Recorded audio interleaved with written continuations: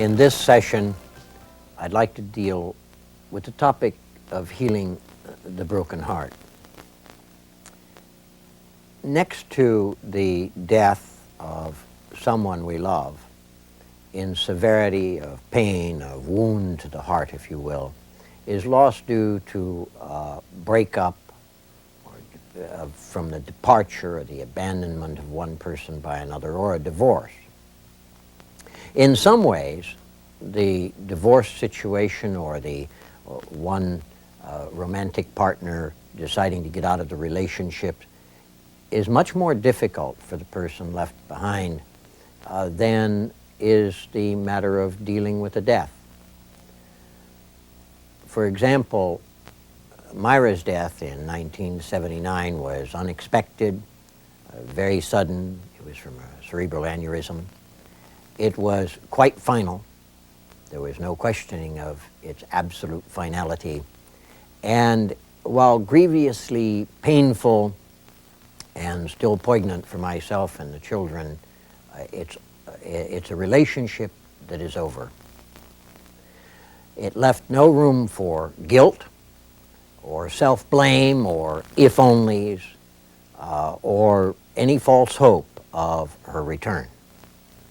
Whereas the person who has been abandoned often does have false hope, engages in a great deal of self-blame, suffers a loss of self-esteem, may engage in a lot of if-onlys and what-ifs and fantasize a great deal about what they would like to have happen in terms of a restoration of the relationship.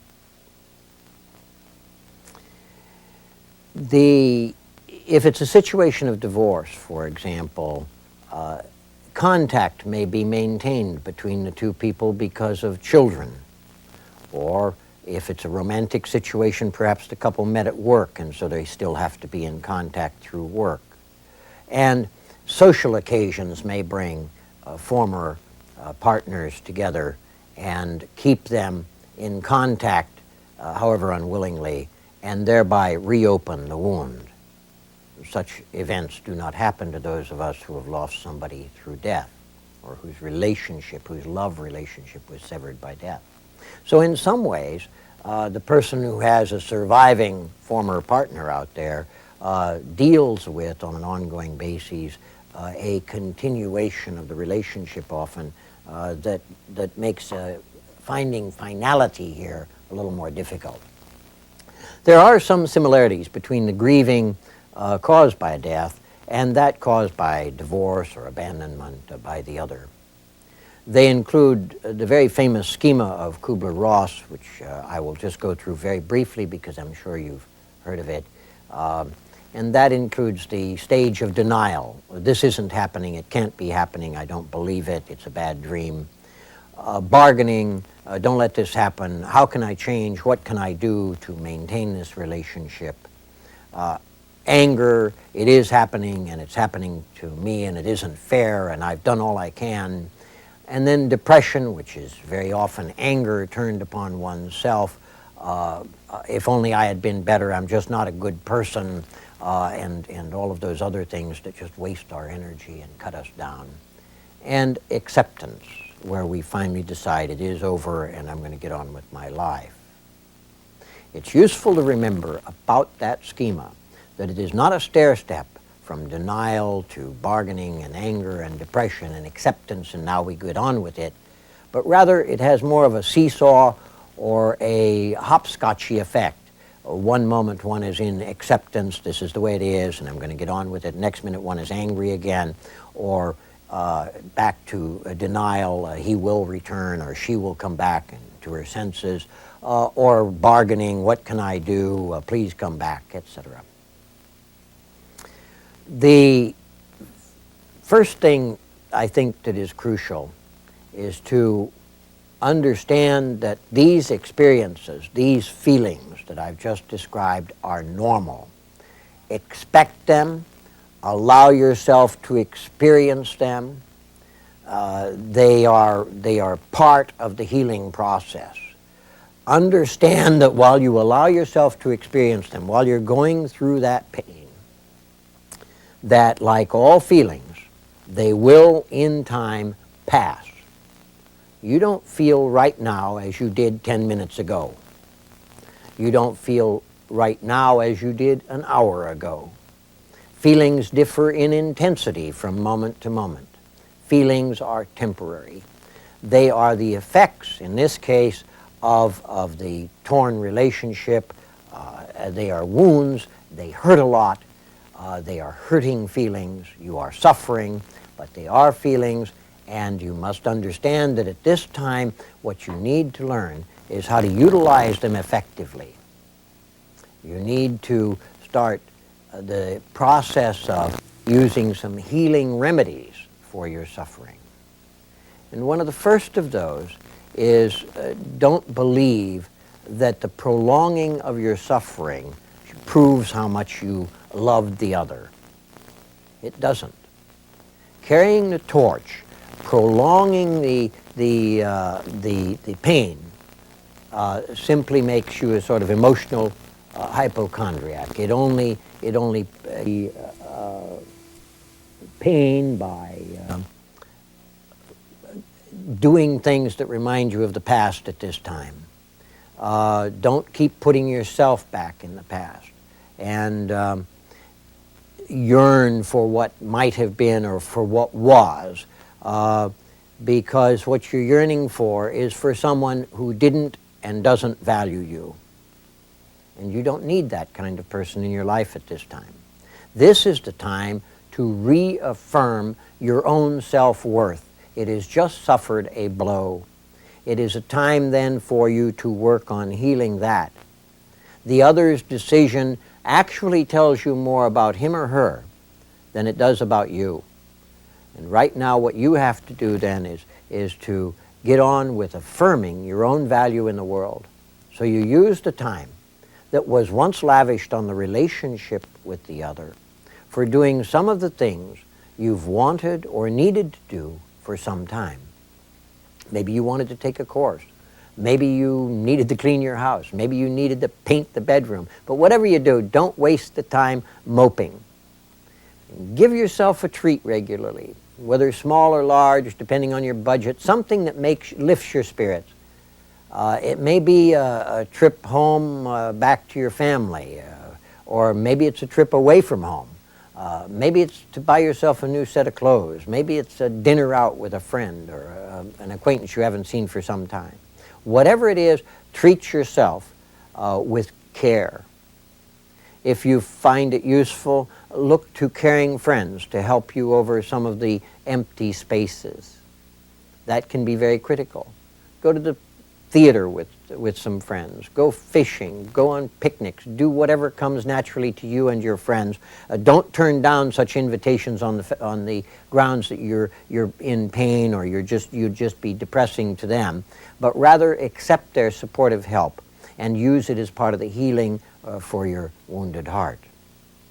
It's especially crucial that you schedule some events with other people, some happy events, some cheerful things in advance for weekends, for anniversaries in terms of your relationship with the other that might be especially painful, for holidays, those empty spaces that will loom very large. In advance of their arrival, put something on the calendar that will help you to get through those times without sitting around feeling just the pain.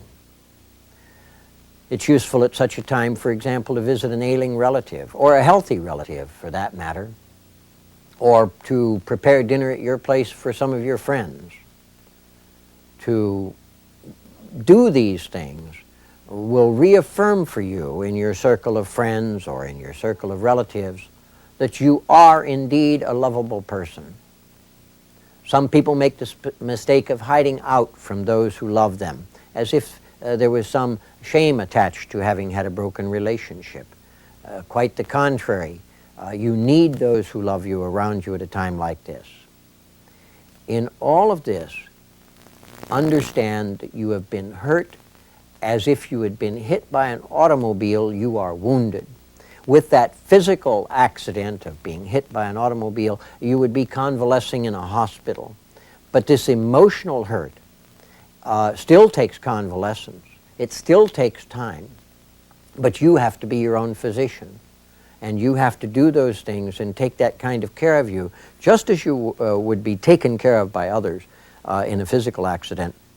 In this situation, you have to take care of yourself. And even as the healing takes time, just as with a physical wound that is healing, where you have scar tissue and you touch it or you move in the wrong way, it hurts, so twinges will indeed surface on the emotional scar tissue. Expect them and deal with them individually as they arrive. Always keep in mind that you are healing, that the healing process takes time. You're getting better and stronger and wiser every day as you cope with the emotions that you're going through, painful though they are. Don't, whatever you do, try to fill that void in your life that's left by the departure of the other with a new relationship too fast. That premature filling of the void can be one of the most drastic mistakes you could make. This could be the time that you are meant to mature, to learn that you're able to stand on your own 2 feet without needing anybody. A whole person, a healthy, alive, feeling good in my own skin person is what the aim of that growth process is about. Because when you grow in that sort of completeness so that you can feel good alone, you're going to have the foundation for future healthy love relationships with others. They'll be more realistically founded. You'll be in the other relationship because you want to be there. You'll be there out of strength rather than out of weakness. And this can be the time where you gain that sort of strength, that self-knowledge that you may require. I had a client who at age 29, a woman who had been widowed tragically at age 24. She had remarried at 25. And 1 month after that second marriage, she had it annulled. Quote, "It was a drastic mistake. He wasn't who I thought he was." And 2 other men were in relationships with her after that in succession over a period of many months. She came in to find out what was wrong with her that she couldn't have successful relationships. She was seeking solace for her misery at these failures. What was wrong was she hadn't given herself the time to heal from that very first loss. She had not been willing to accept the pain of that loss, to go through that suffering that is crucial to healing the wounded heart. And so after that first loss, the other 3 men were simply victims of her flight from the pain, her attempt to fill the void too rapidly. So don't grasp for that kind of quick cure. And don't wallow in the pain like a hypochondriac. When I talk about accepting the pain, I don't mean going around telling everybody how unhappy you are. I mean accepting it as a fact of life, working with it, carrying on your daily schedule as best you can, getting as much rest as you can because it is emotionally exhausting and you are recuperating, and taking what recreation will bring some delight to your life. If you're depressed, find an antidote. If you feel particularly lonely today, then the thing to do is to phone a friend. If you feel down and you love flowers, maybe you should go visit a garden, if not your own, somebody else's, or one in the park. Find an antidote. Just self-prescribe. If you're angry, run around the block, or hit a pillow, or write an angry letter to the other person, and don't mail it. Tear it up. Whatever you do, don't turn the anger on yourself. You don't need it. You're going through enough suffering without being self-punishing. If you feel like crying, cry. Crying is a normal and wonderful way to release some of the pain. And even as you avoid premature romantic involvement at this time, avoid stuffing food into yourself to try to fill the empty space. Some people do binge on food at times like this because they're trying to fill the empty space as if it's a physical hunger, and it can feel like a physical hunger at times when it's really a sort of emotional loss, a void that is there. Don't try to fill that empty space with booze or smoke.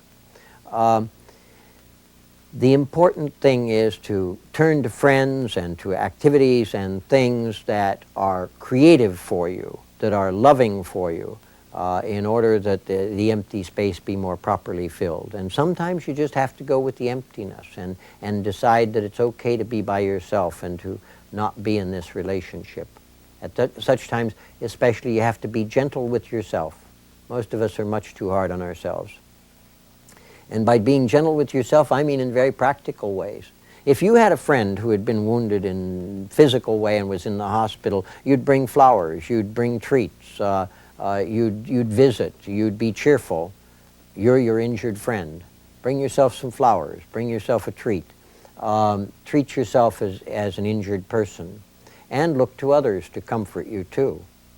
As soon as you can, let go of your anger, especially your anger at yourself, and as well as the anger at the other, but very often the anger itself, for how did I ever get involved with him or her, can continue even after we've let the other go. It's really crucial to let go of that anger because it simply holds us back from the healing process. And here's where your spiritual resources can help, because sometimes it is out of our supernatural beliefs, out of our understanding of God's love for us, that we're able to forgive others, as we understand that we're in need of forgiveness always ourselves. And by doing that, by letting go of the anger, by forgiving the past, we can get on into the present. Start on projects that will take you out of yourself in service to others. This is always a healing remedy, as soon as you feel strong enough to do so. A former client of mine was in church and heard about a family whose child had come down with cancer. She promptly went over to that family and volunteered her services to drive the child to the hospital when necessary, to stay home with the healthy child when the parents went to the hospital with the cancer patient, to stay home with both children, the healthy and the sick one, while the parents went off on a much-needed weekend rest, and so on. She was of immense aid to that family. I know of another person, a divorced woman, who had a neighbor who was married to an Alzheimer patient. And she came to the rescue of the spouse of the Alzheimer patient by taking over on Saturday afternoons so that the care of the Alzheimer victim, so that the spouse could go off to a support group and get the afternoon off from what was a 24-hour role as a caretaker for the spouse. And such loving activities not only help your own healing, they enhance your sense of self-worth. They increase love in the world too. If pain persists for you after you've done some of these things, professional help may be in order. Broken hearts do mend, and when they're mended, they're often more kind, loving, compassionate, patient, understanding than those hearts which have never been softened by all the suffering you've gone through. Thank you very much.